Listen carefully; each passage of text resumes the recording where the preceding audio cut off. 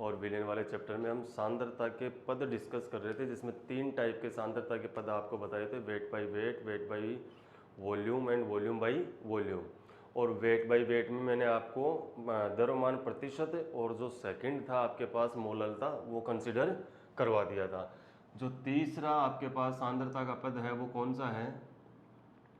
देखिए अपन किस में चल रहे हैं, वेट बाई वेट सांद्रता के पद में चल रहे हैं, जिसमें विलेय और विलियन जो भी आपके पास विलायक है दोनों को किस में लिया जाएगा, तोल करके लिया जाएगा, ग्राम में, किलोग्राम में, जो भी अमाउंट अपने को दी हुई है उसके अंदर लिया जाएगा।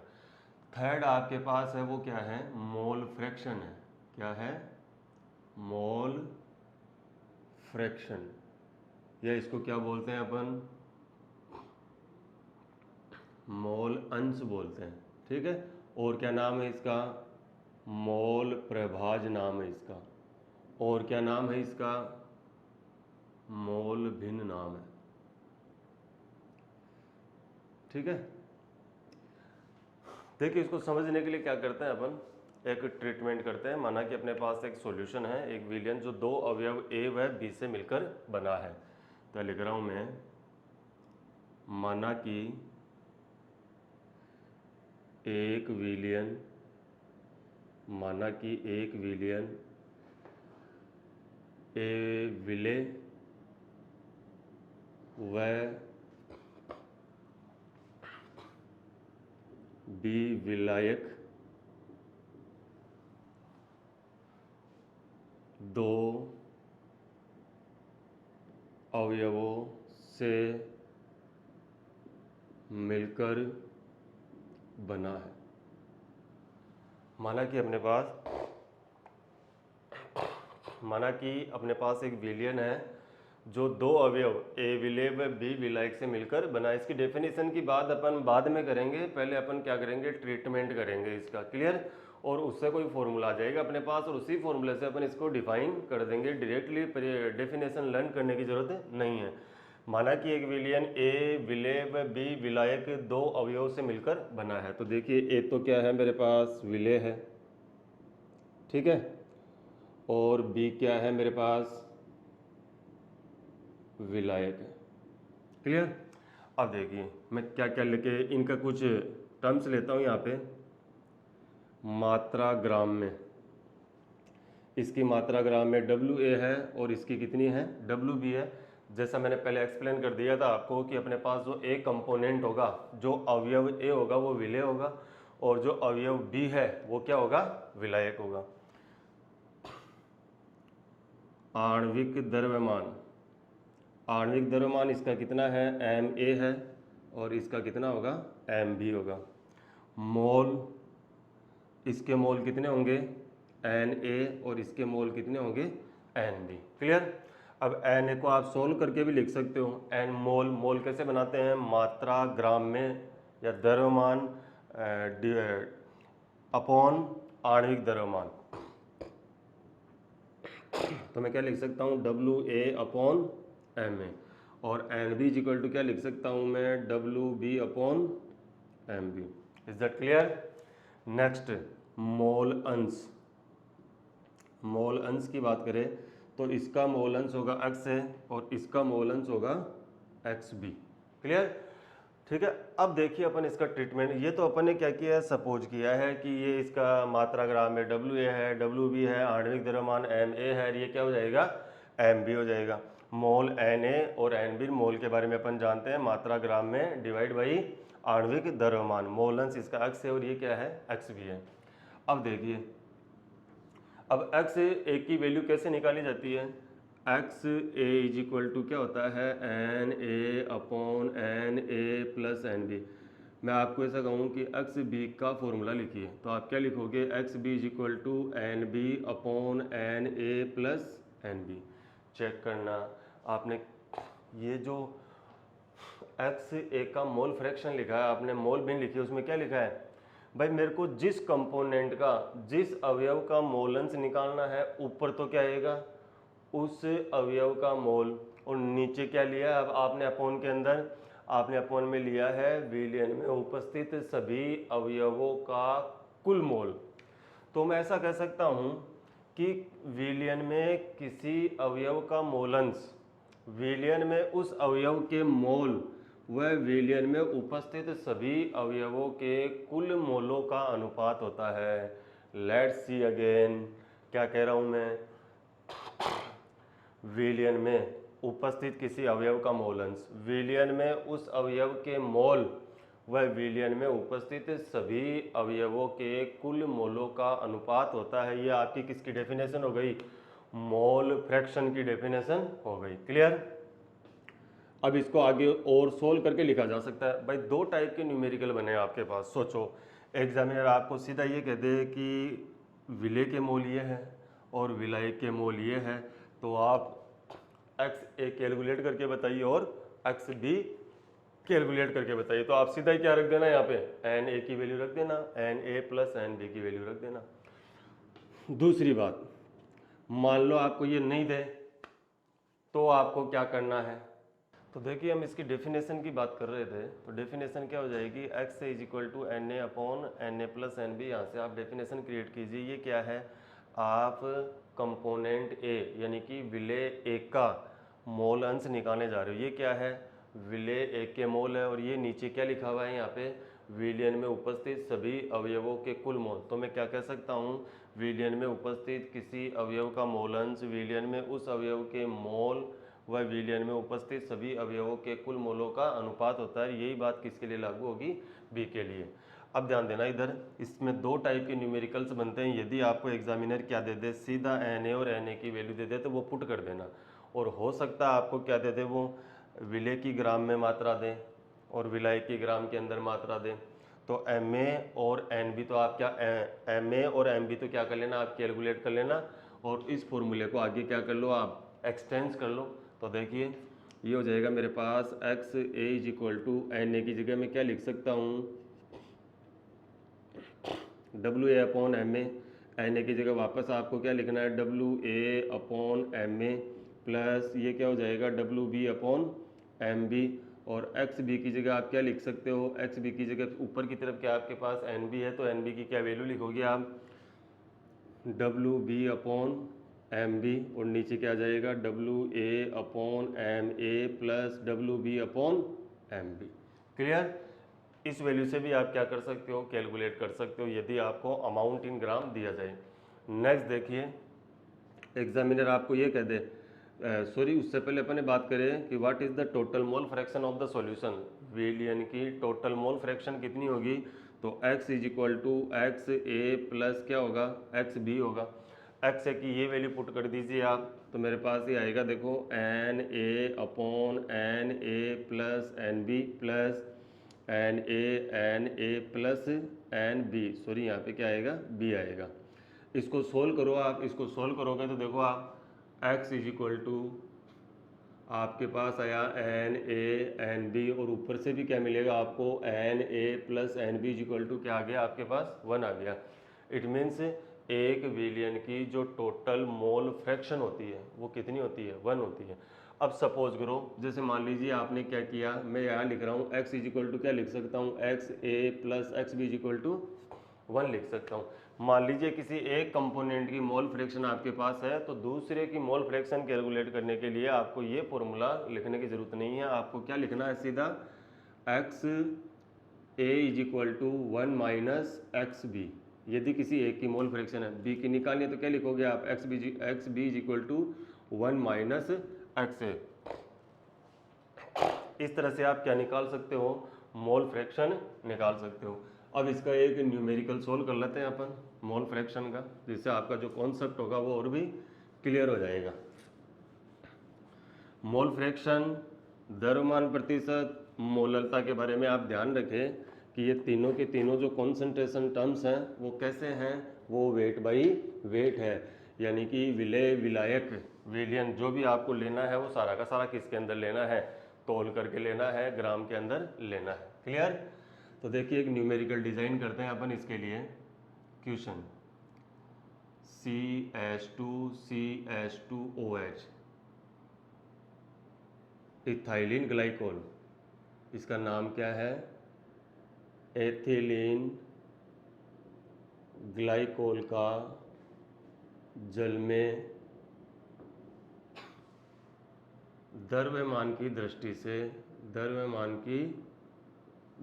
से 20% उपस्थित है, 20% उपस्थित है CH2OH और CH2OH की मोल अंश ज्ञात कीजिए, मोल अंश ज्ञात कीजिए। क्लियर? देखो आपको एथिलीन ग्लाइकोल का द्रव्यमान की दृष्टि से कितना दिया हुआ है, 20% दिया हुआ है। द्रव्यमान की दृष्टि से देने का मतलब मास दिया हुआ है, मास के हिसाब से दिया हुआ, तो कितना हो जाएगा आपके पास, वो वेट बाई वेट है। मैंने कल आपको बताया था कि यदि किसी क्वेश्चन के अंदर आपको स्पेसिफाई नहीं किया जाए तो भी आप क्या कर सकते हो, according to the demand of question की आवश्यकता अनुसार आप डिसाइड कर सकते हो कि वेट बाई वेट है, वेट बाई वॉल्यूम है, या वॉल्यूम बाई वॉल्यूम है। और वैसे तो अभी तक अपन ने कौन से यूनिट पढ़े हैं, वेट बाई वेट ही पढ़े हैं। और क्या निकालना है, देखो इसके अंदर मोल अंश निकालना है। मोल अंश कैसा होता है, वेट बाई वेट। इस लाइन से भी मेरे को पता चल रहा है कि ये किसकी बात कर रहा है, वेट बाई वेट की बात कर रहा है। क्लियर? तो सबसे पहले तो मेरे पास जो लाइन है मेरी वो क्या है, द्रव्यमान की दृष्टि से 20% है, यानी कि मेरे को क्या दिया हुआ है, ये 20% वेट बाई वेट दिया हुआ है। क्लियर?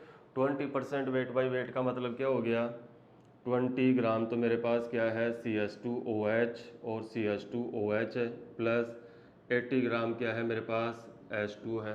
देखा है ना आपको, एथिलीन ग्लाइकोल जल में, एथिलीन ग्लाइकोल का जल में।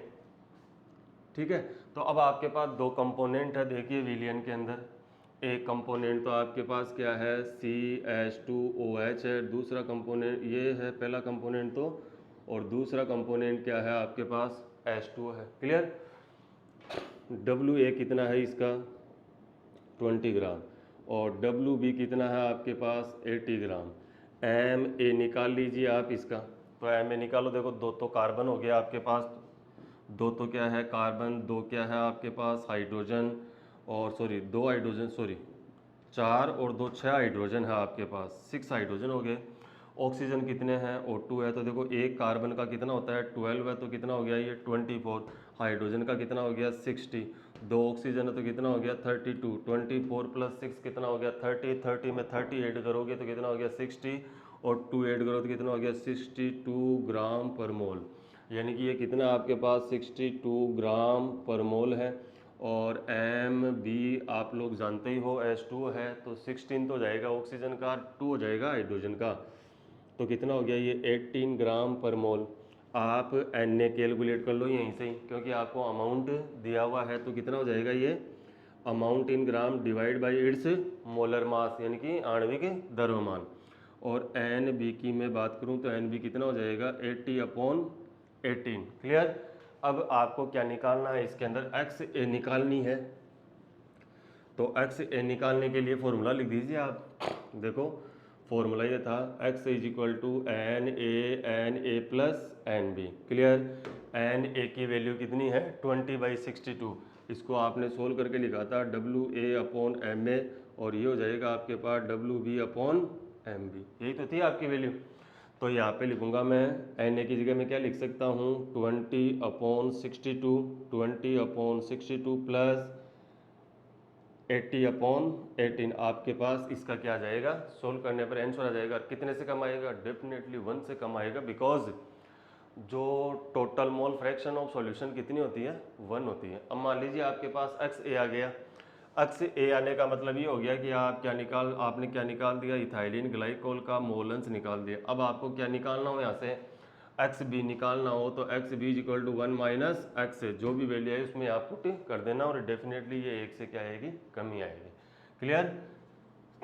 तो ये हो गया आपके पास क्या, weight by weight concentration terms यहाँ कंप्लीट होती है। नेक्स्ट कंसंट्रेशन टर्म्स की तरफ मैं जाता हूँ, और वो कंसंट्रेशन टर्म्स किस टाइप की है, वो है आपके पास वेट बाय वॉल्यूम। जो सेकंड कंसंट्रेशन टर्म्स है आपके पास नंबर 2, वो कौन सी है आपके पास, वेट बाई वॉल्यूम है। क्लियर।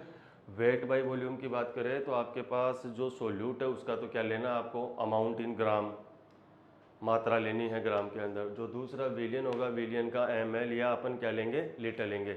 इसमें 3 सांद्रता पदों को शामिल किया गया है। कौन कौन से थे वो, एक तो आपके पास था वेट डैश वॉल्यूम परसेंट, द्रव्यमान आयतन प्रतिशत।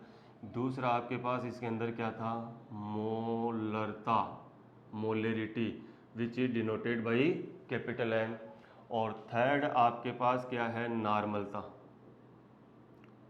नॉर्मलता, नॉर्मलता को किससे बताएंगे अपन, कैपिटल N से। तो 1 बाई 1 अपन इन सबको क्या करेंगे, कंसीडर करेंगे। सबसे पहले तो ले रहे हैं देखो अपन weight dash volume percent. It is very simple. जैसे मान लीजिए आपको क्या निकालना, वेट डैश वॉल्यूम परसेंट निकालना है, तो देखो परसेंट किस में से निकाला जाता है, 100 में से निकाला जाता है। तो मैं यहाँ लिख रहा हूँ विलेय की मात्रा ग्राम में, और नीचे क्या आ जाएगा आपके पास, विलियन का आयतन कितना, 100 ml में। क्लियर। तो मैं देखो 100 ml विलियन में उपस्थित विलेय की ग्राम में मात्रा क्या कहलाती है, द्रव्यमान आयतन प्रतिशत कहलाती है।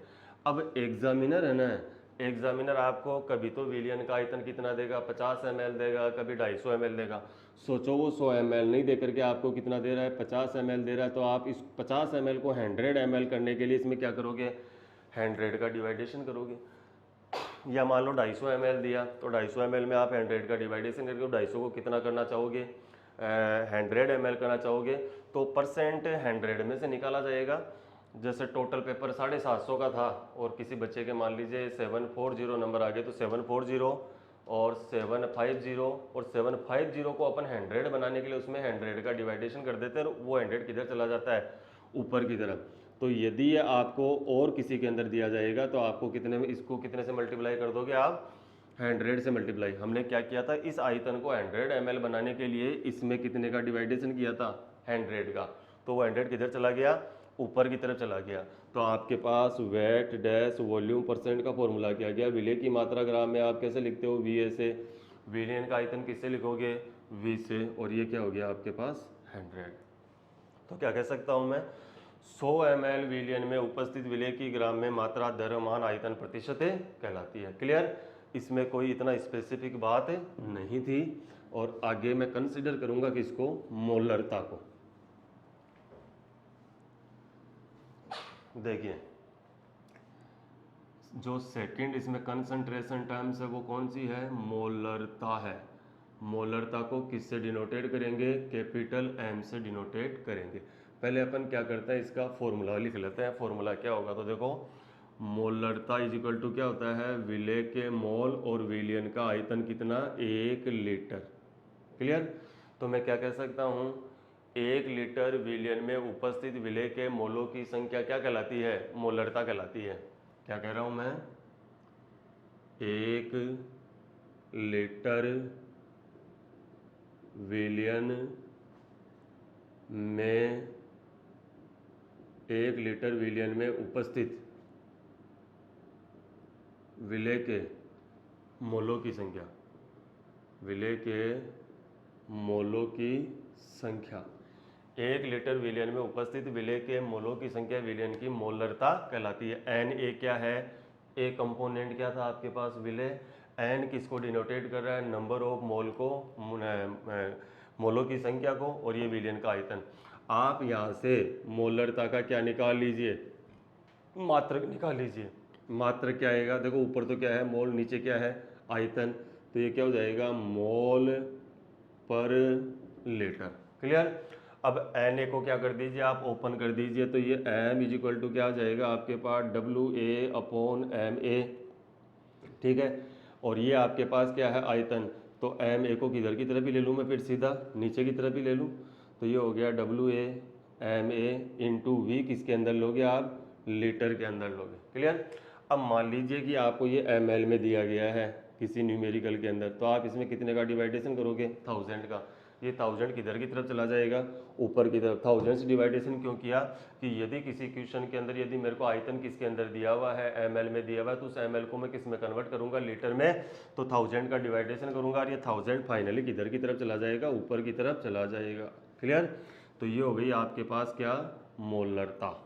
ये मोलरता का फॉर्मूला है, न्यूमेरिकल प्रॉब्लम सोल्व करने में आपके ये काम में आएगा। अब देखो इसमें आगे की वैरायटी क्या है, कई बार एग्जामिनर आपको वॉल्यूम नहीं देगा, ठीक है, ध्यान देना, नोट लगा के लिख रहा हूं मैं। यदि आंकिक प्रश्न में आयतन न देकर घनत्व दिया जाए, घनत्व डी दिया जाए, तो आपको क्या करना है, तब अपन क्या कर देंगे, इस वॉल्यूम को क्या कर देंगे, रिप्लेस कर देंगे। देखो हमें D इज इक्वल टू क्या होता है, density is equal to m upon v, आयतन क्या होता है, घनत्व क्या होता है, द्रव्यमान बटा आयतन। अब एग्जामिनर आपको क्या नहीं दे रहा है, आयतन नहीं दे रहा है, आयतन नहीं दे करके क्या देगा, घनत्व। ध्यान रहे ये विलियन का घनत्व है, ये विलियन का आयतन है और ये विलियन का द्रव्यमान है। ये क्या है आपके पास, विलियन का द्रव्यमान है। और विलियन का द्रव्यमान कैसे निकालते हो आप, WA प्लस WB से निकालोगे। किसे निकालोगे, WA प्लस WB से। द्रव्यमान का मतलब विलियन की टोटल ग्राम में मात्रा कितनी है। क्लियर। तो आप यहाँ से वॉल्यूम कैलकुलेट कर लेना, वॉल्यूम कैसा जाएगा, m अपॉन डी। ये क्या है आपके पास, विलियन का घनत्व है। क्लियर। अब जैसे मान लीजिए किसी क्वेश्चन के अंदर एग्जामिनर ने आपको क्या नहीं दिया, आयतन नहीं दिया, आयतन नहीं दे करके उसने क्या दे दिया, घनत्व दे दिया। तो हम घनत्व को वॉल्यूम को क्या कर देंगे, रिप्लेस कर देंगे किससे, m अपॉन डी से। और जो m है वो क्या है, विलियन का द्रव्यमान है। द्रव्यमान का मतलब ये हो गया विलय की ग्राम में मात्रा प्लस विलय की ग्राम में मात्रा, इन दोनों को ऐड करके यहाँ लिख देंगे। जैसे मान लीजिए किसी क्वेश्चन के अंदर ऐसा दिया जाए कि 20 ग्राम NaOH के विलियन को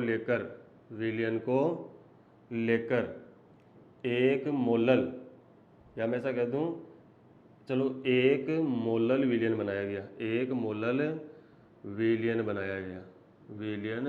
बनाया गया। तो मान लीजिए इस स्टेटमेंट से मैं आपको ये पूछूं कि इस स्टेटमेंट के अंदर विलियन का द्रव्यमान कितना है, WA प्लस WB कितना होगा। तो WA तो आपको ध्यान दिखाई दे रहा है कितना है, 20 ग्राम है। तो WA प्लस WB ये कितना है आपके पास, 20 ग्राम। ये स्टेटमेंट आपके आगे काम में आने वाले हैं। देखो मोलल का मतलब क्या है, किसका विलियन बनाया है, मोललता का विलियन बनाया है। और मोललता में विलायक का भार कितना होता है, विलायक का भार या विलायक का द्रव्यमान कितना होता है, 1 किलोग्राम। 1 किलोग्राम का मतलब कितना हो गया, 1000 ग्राम हो गया। इन दोनों को मैं ऐड करूंगा तो मेरे पास क्या आ जाएगा, 1020 ग्राम आ जाएगा। क्या आपके बात समझ में आ रही है, क्या मेरे शब्द पर्याप्त है आपको समझाने के लिए। मैं ऐसा कह रहा हूँ कि कई बार देखो आपको विलियन का द्रव्यमान कैलकुलेट करने के अंदर क्या आ सकती है, प्रॉब्लम आ सकती है। क्लियर। विलियन का द्रव्यमान का मतलब क्या हो गया, विलय की ग्राम में मात्रा प्लस विलय की ग्राम के अंदर मात्रा। तो कई बार एग्जामिनर आपको डायरेक्टली क्या नहीं देगा, विलय की ग्राम में मात्रा नहीं देगा, आपको इनडायरेक्टली सोचना पड़ेगा। जैसे ये क्वेश्चन था, 20 ग्राम NaOH के विलियन को लेकर एक मोलल विलियन बनाया गया। या 20 ग्राम NaOH को लेकर मैं इसको ऐसा कर दूं, 20 ग्राम NaOH को लेकर एक मोलल विलियन बनाया गया। एक मोलल शब्द का मतलब क्या हो गया, मोललता। और मोललता की परिभाषा क्या थी, 1 किलोग्राम विलायक में। तो मेरे को पता चल गया कि जहां पर भी मोललता आएगी वहां विलायक का भार कितना होगा, 1 किलोग्राम। 1 किलोग्राम का मतलब 1000 ग्राम। यानी कि इस क्वेश्चन के अंदर यदि मैं क्या ज्ञात करना चाहूँ, विलियन का द्रव्यमान ज्ञात करना चाहूँ, तो विलय का द्रव्यमान तो कितना है, 20 ग्राम है। और चूंकि क्वेश्चन में मोललता का जिक्र है, तो मोललता के अंदर जो विलय का भार होता है वो कितना होता है, 1000। तो इस क्वेश्चन में विलय का जो द्रव्यमान आएगा वो कितना आएगा, 1020 ग्राम आएगा। क्लियर। ये हो गई आपके पास क्या, मोलरता।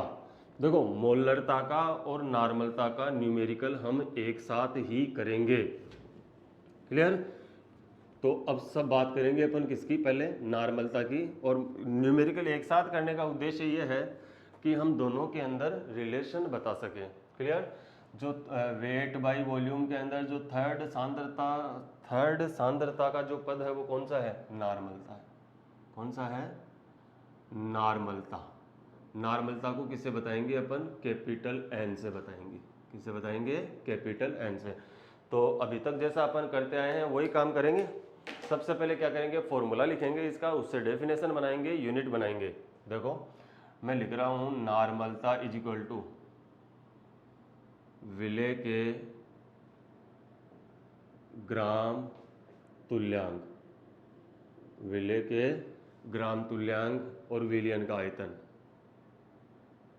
विलियन का आयतन। विलियन का आयतन कितना? 1 लीटर। हम इन सभी टर्म्स को क्या कर देंगे? अपन क्लासिफाई कर देंगे, लेकिन पहले अपन इसकी डेफिनेशन बनाते हैं और डेफिनेशन से क्या करेंगे? इसका यूनिट बनाएंगे और बाद में इसको आगे ड्राइव करेंगे फॉर्मूले को। देखो विले के ग्राम तुल्यांक और नीचे क्या है? विलियन का आयतन। तो एक बात तो मैं ऐसा कर सकता हूँ, 1 लीटर विलियन में उपस्थित विले के ग्राम तुल्यांकों की संख्या विलियन की नॉर्मलता कहलाती है। 1 लीटर विलियन में उपस्थित विले के ग्राम तुल्यांकों की संख्या विलियन की नॉर्मलता कहलाती है। मैं इसके मात्रक की बात करूं तो देखो इसका जो मात्रक होगा, यूनिट होगी किसकी? नॉर्मलता की। वो ऊपर की तरफ तो क्या है? देखो ग्राम तुल्यांक, नीचे क्या है? लीटर।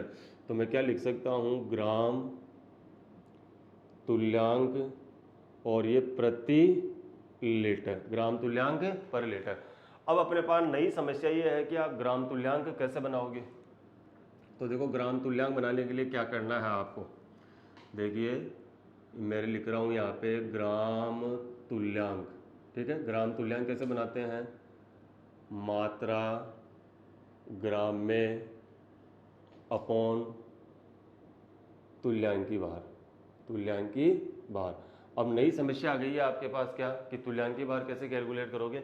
तो तुल्यांकी भार कैलकुलेट करेंगे उससे पहले अपन क्या करते हैं? इस फॉर्मूले को ड्राइव कर देते हैं। देखो नॉर्मलता, विले के ग्राम तुल्यांक, ये ग्राम तुल्यांक है, यहाँ विले से मल्टीप्लाई कर दो, यहाँ विले से मल्टीप्लाई कर दो, यहाँ विले से मल्टीप्लाई कर दो। तो विले के ग्राम तुल्यांक, विले की ग्राम में मात्रा, विले का तुल्यांकी भार। तो विले की ग्राम में मात्रा कितनी है? WA है। और विले का जो तुल्यांकी भार है वो कितना है? EW है। कितना है? EW, equivalent weight. क्लियर? और आयतन कितना है? V है। आयतन को किस में रिप्रेजेंट करेंगे? V में। और ये किस में होना चाहिए? 1 लीटर में। सपोज ये एग्जामिनर आपको किस में देता है? ml में। तो ml को लीटर में बदलने के लिए आप क्या करोगे? यहाँ 1000 का डिवाइडेशन करोगे, 1000 किधर की तरफ चला जाएगा? ऊपर की तरफ चला जाएगा। तो ये तो हो गया आपके पास क्या? नॉर्मलता का फॉर्मूला। अब अपने पास क्वेश्चन ये है कि तुल्यांकी भार कैसे निकालोगे? तो देखो तुल्यांकी भार कैसे निकालेंगे? तुल्यांकी भार बराबर क्या होता है? आणविक द्रव्यमान बटा संयोजकता।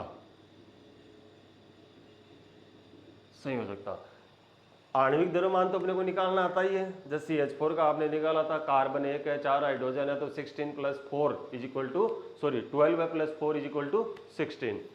अब देखो संयोजकता से क्या मतलब है? संयोजकता अम्ल ऑब्लिक क्षार द्वारा दान किए गए H+ और OH- आयनों की संख्या। यानी कि अम्ल की क्षारकता की बात कर रहा हूं और मैं क्षार की किसकी बात कर रहा हूं? मैं अम्लता की बात कर रहा हूं। एक अम्ल जितने H+ का दान करता है वो उसकी क्या है?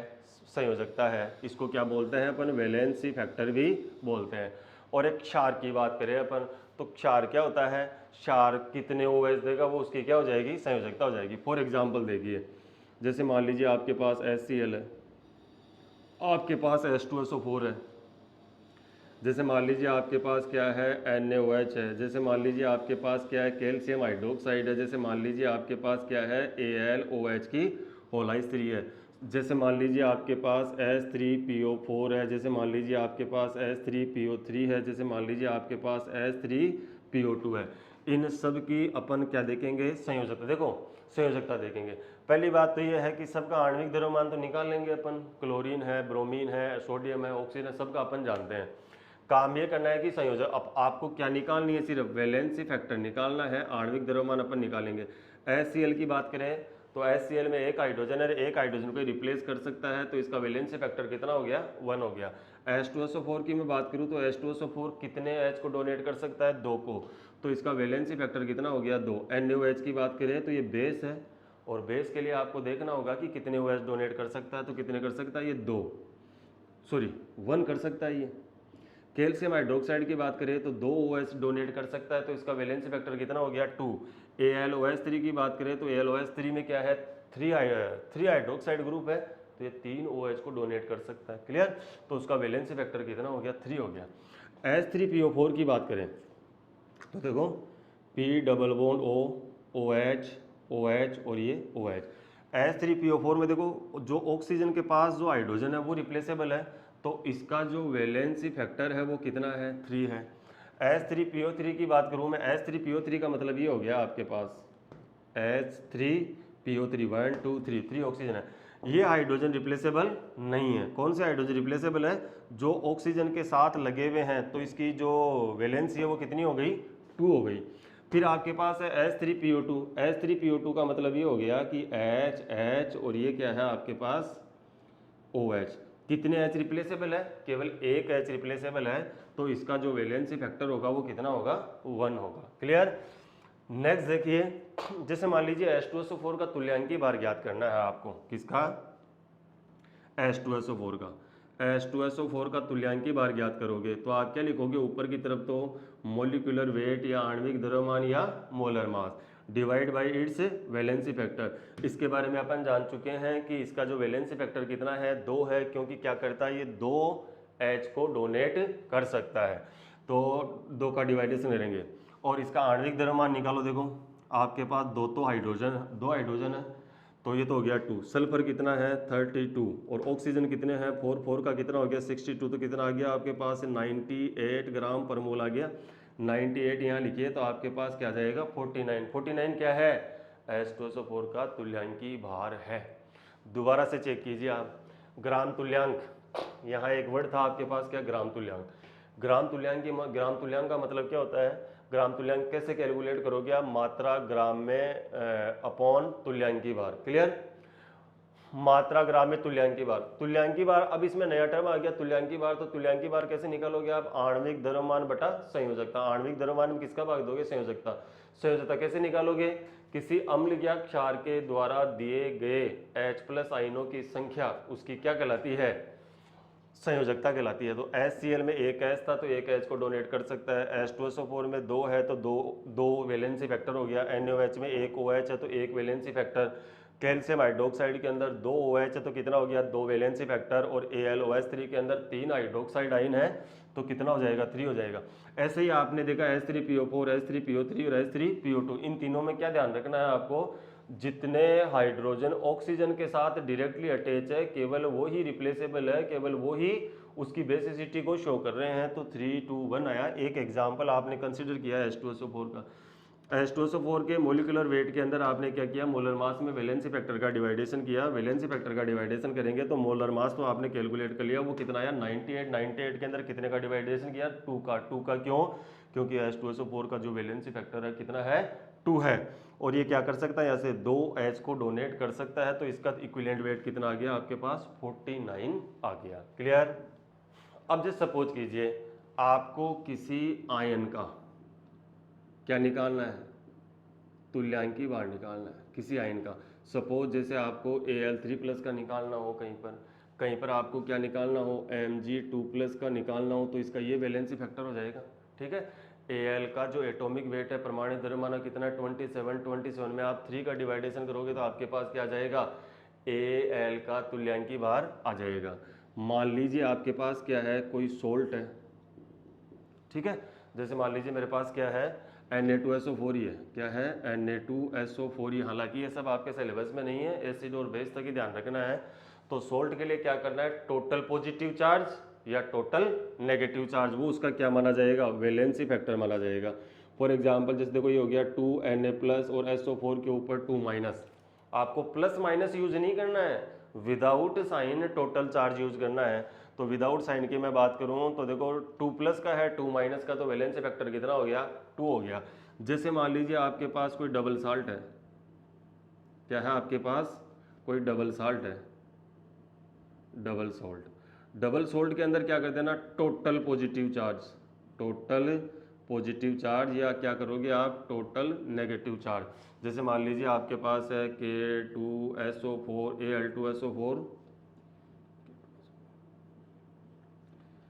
K2SO4 डॉट Al2SO4 की होलाइज 3.24H2, ये कोई सोल्ट ले लिया मैंने। तो आप इसमें टोटल पॉजिटिव चार्ज देख लो या टोटल नेगेटिव चार्ज देख लो।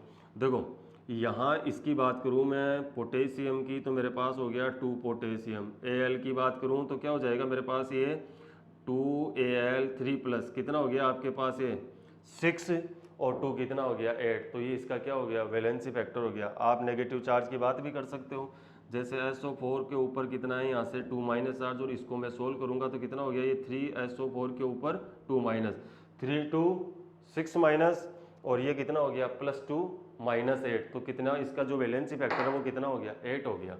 तो आप क्या कर सकते हो, किसी भी आयन के लिए, एसिड के लिए, बेस के लिए, साल्ट के लिए, डबल साल्ट के लिए क्या निकाल सकते हो, तुल्यांकी भार निकाल सकते हो। अम्ल और क्षार का तुल्यांकी भार निकालने के लिए तो क्या करोगे, उनके द्वारा रिप्लेसेबल H+ और OH- की संख्या देखेंगे। किसी आयन का क्या देखेंगे, वैलेंसी देखेंगे। किसी अकेले साल्ट के अंदर टोटल पॉजिटिव चार्ज और नेगेटिव चार्ज देखेंगे। डबल साल्ट के अंदर भी क्या करना है, टोटल पॉजिटिव चार्ज और टोटल नेगेटिव चार्ज। तो आप तुल्यांकी भार निकालना शायद यहाँ तक सीख चुके हो। यदि एक बार में समझ में नहीं आ रहा है तो वीडियो को दोबारा से रिवाइज कीजिए, रिवाइज और फिर देखिए। तो आपके पास देखो यहाँ पर अपने पास नॉर्मलता का ये फॉर्मूला आ चुका है।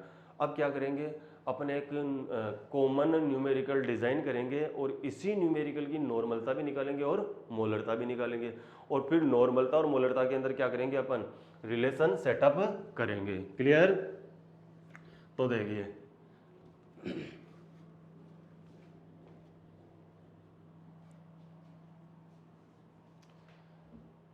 क्वेश्चन आपके पास है 49 ग्राम H2SO4 को लेकर 250 ml विलयन बनाया गया। 250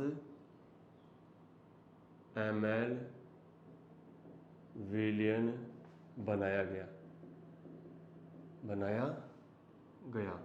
क्या निकाल लीजिए, नॉर्मलता भी निकालनी है और आपको क्या निकालना है, इसका मोलरता भी निकालनी है। या लैंग्वेज और हो सकती है कि 49 है, 49 ग्राम H2SO4 को 250 ml जल में विलय करके एक विलयन बनाया गया है।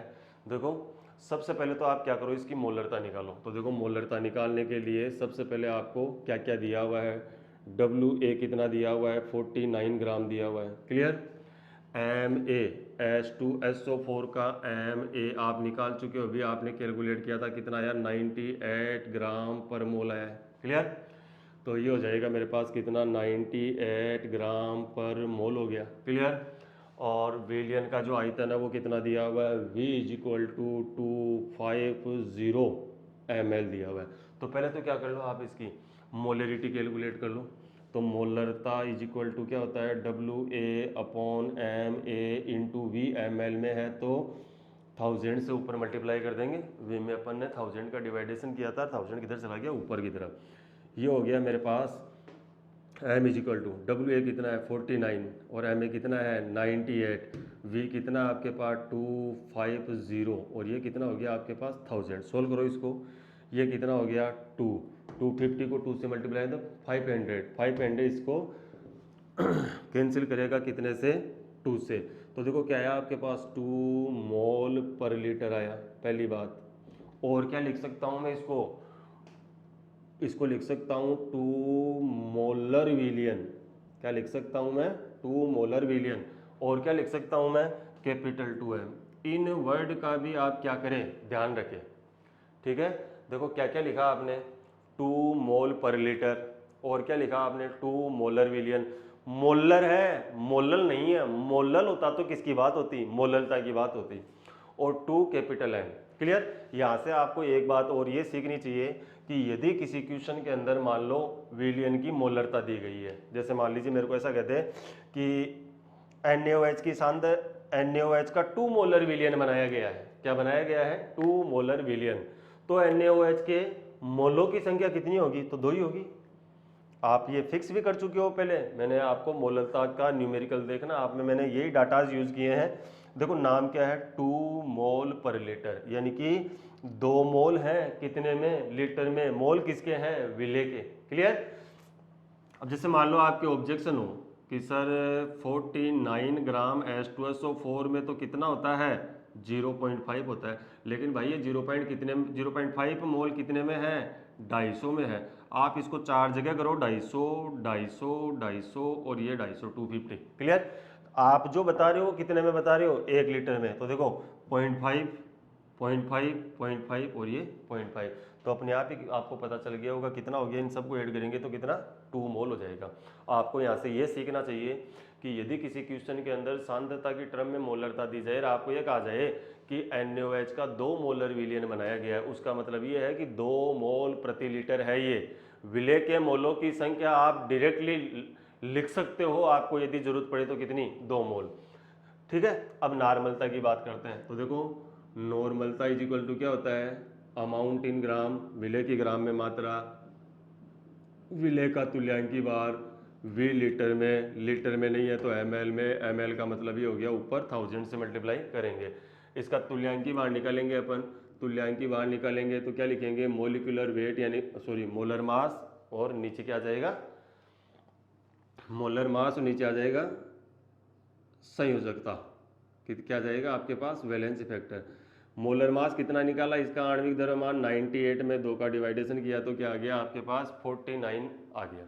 यानी कि H2SO4 का तुल्यांकी बार कितना है, 49 है।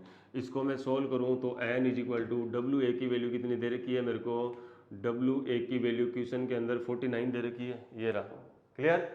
और इक्विवेलेंट वेट कितना है, 49 है, तुल्यांकी बार आपने 49 निकाला है। विलियन का आयतन कितना है, 250 ml, तो ये हो गया मेरे पास कितना, 250, और ऊपर कितने से मल्टीप्लाई कर दूंगा मैं, 1000 से। 49 से क्या हो जाएगा, 49 कैंसिल हो जाएगा, और इसको मैं सोल्व करूंगा तो मेरे पास कितना आएगा, 4 ग्राम तुल्यांक प्रति लीटर, यही तो आएगा। अब एक बार देखना, मोलरता कितनी आई, 2 मोल प्रति लीटर, और नॉर्मलता कितनी आई, 4 ग्राम तुल्यांक पर लीटर। यानी कि नॉर्मलता क्या आ रही है, ज़्यादा आ रही है, डबल आ रही है। यदि मैं मोलरता को H2SO4 के वैलेंसी फैक्टर से, संयोजकता से मल्टीप्लाई कर दूं तो क्या इक्वेशन बराबर हो जाएगी का। ये जो फर्क आ रहा है ना मोलरता में किसमें, नॉर्मलता में, वो किसकी वजह से आ रहा है, H2SO4 के संयोजकता की वजह से आ रहा है। तो देखिए यहाँ मैं क्या लिख सकता हूँ, यहाँ लिख सकता हूँ मैं नॉर्मलता is equal to valency factor into molarity. अब एक बार देखना, मोलरिटी कितनी थी, 2 थी, और वैलेंसी फैक्टर कितना है, 2 है, तो इसको सोल्व करेंगे तो कितना आ जाएगा, 4 आ जाएगा। मैं आपको ये बताने की कोशिश कर रहा हूँ यहाँ से कि यदि किसी क्वेश्चन के अंदर आपको कोई एसिड, बेस, आयन, कैटायन, या आपके पास कोई साल्ट दिया हुआ रहे, डबल साल्ट दिया हुआ रहे, तो आपको क्या करना है, मोलरिटी दी हुई है तो क्या निकाल सकते हो आप, सीधा नॉर्मलिटी निकाल सकते हो। और नॉर्मलिटी मोलरिटी दी है तो वैलेंसी फैक्टर निकाल सकते हो, नॉर्मलिटी दी है तो क्या निकाल सकते हो, मोलरिटी निकाल सकते हो।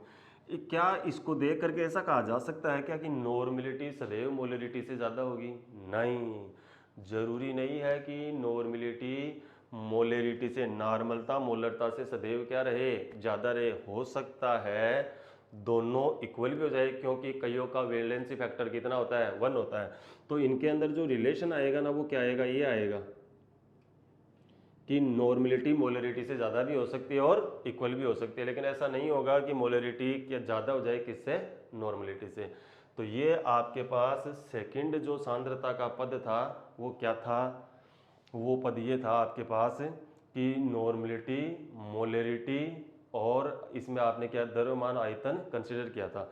अब इसमें थर्ड टाइम का कंसंट्रेशन टर्म्स आपके पास बचा है, वो कौन सा है, वो आपके पास वेट बाई वेट, जो नेक्स्ट लेक्चर के अंदर अपन डिस्कस करेंगे। Clear. Thank you and have a nice day.